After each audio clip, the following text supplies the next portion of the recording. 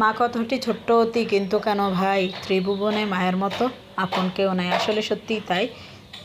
মায়ের পৃথিবীতে মায়ের সাথে আর অন্য কারো তুলনা হয় না। মা মাই।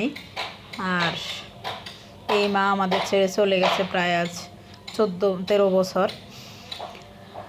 তো আসলে আজকের এই দিনে 3:45 হলি ফ্যামিলির আইসিইউতে আমার আম্মা মারা যায়। তো আমি তখন আইসিইউর ইয়েতে ছিলাম। আমার কেন জানি অস্থিরতা কাজ করতেছিল। আমি আসলে ওয়েটিং রুমে বসতে পারতেছিলাম না, এদিক সেদিক করতেছিলাম। হুট করে আমার মন চাইলো আমি একটু আইসিইউর সামনে গিয়ে দাঁড়াই, আইসিইউর দরজার সামনে একটু দাঁড়াই। তখন আমি আসলে ওইখানে কিন্তু একটু দরজা পাক করলে নার্সরা অনেক চিৎকার করে, অনেক বকাবকি করে, কেন আসছেন এখানে, কী জন্য বা কী সমস্যা, অনেক বকাবকি করে। তারপরও একটু সামান্য পাক করে ওরা যেন না দেখে এরকম ভান করে আমি যখন তখন দরজাটা ধাক্কা দিলাম। আমার বেডটা ছিল দরজা বরাবর। ওই দেওয়ার সাথে সাথে দেখি আমার আম্মাকে দেখা যাচ্ছে না। তার বেডের পাশে সব ডাক্তার নার্সেরা একদম কেউ একজনে একটা করতেছে যে আমার হার্টবিটটা অতিরিক্ত আকারে উঠে গেছে। তো ওটা মিডিয়াম হয় আবার হাই হয়, মিডিয়াম হয় হাই হয়। এইখান থেকে হুট করে অনেকটা হাই হয়ে গেছে, হাই থেকে একদম জিরোতে নেমে গেছে। যে পালস, হার্টবিট, ওই একটা মেশিন যে হাতে লাগানো থাকে উপরে, সব কিছুই তো দেখা যায়। আমি আমার আম্মাকে দেখতেছি না, কিন্তু ওই মেশিনটা দেখতেছি। আমি তখন যখন জিরো হয়ে গেছে তখন আমি আমার চিৎকারে ওই জায়গাটা অনেকটা ভারী হয়ে গেছে। তখন আসলে ওই যে ওয়েটিং রুমে যত রুগীর আত্মীয় স্বজন ছিল সবাই দৌড়ে আমার কাছে আসছে।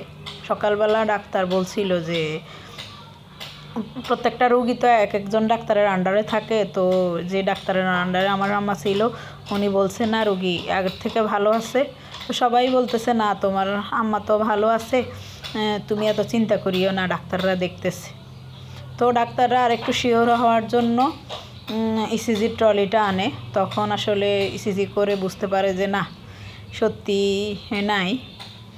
তো আসলে আমি একা একা আইসিইউর বাইরে ছিলাম। আমার ভাই বাসায় গেছে খাওয়া দাওয়া করবে, আর আত্মীয় স্বজন সবাই তো সবার কর্মব্যস্ত, সবাই যে যার কাজে। তো আসলে আমার এক খালতো বোনের জামাই প্রতিদিনে দেখতে আসতো। ভাইয়ের বাসা নয়াটলা ছিল। তো যাওয়ার সময় এখানে দেখা করে যেত।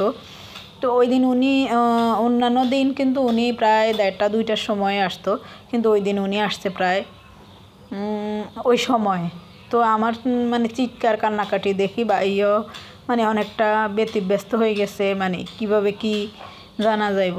তো পরে ওইখানে অ্যানাউন্সমেন্ট করলো যে না, এত আইসিইউর এত নাম্বার রুগী মারা গেছে। তো আসলে ওই দিনগুলির কথা আসলে আমার মনে এতটা গেঁথে গেছে যে আমি আসলে ওইগুলি কখনো ভুলতে পারবো না।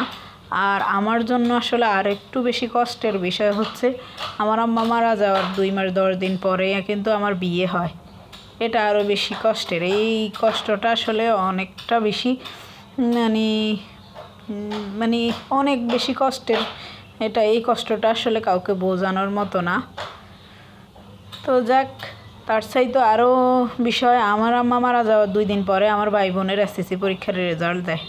আমার ভাইয়ের রেজাল্ট নিয়ে আমার আম্মার খুব একটা আগ্রহ ছিল যে কি রেজাল্ট করে, ওটা নিয়ে খুব একটা অনেক বেশি আগ্রহ ছিল যে কি হইব, কী রকম পাশ করব, এটা নিয়ে অনেক ভিতরে ভিতরে অনেক ছিল বলতো। তো আসলে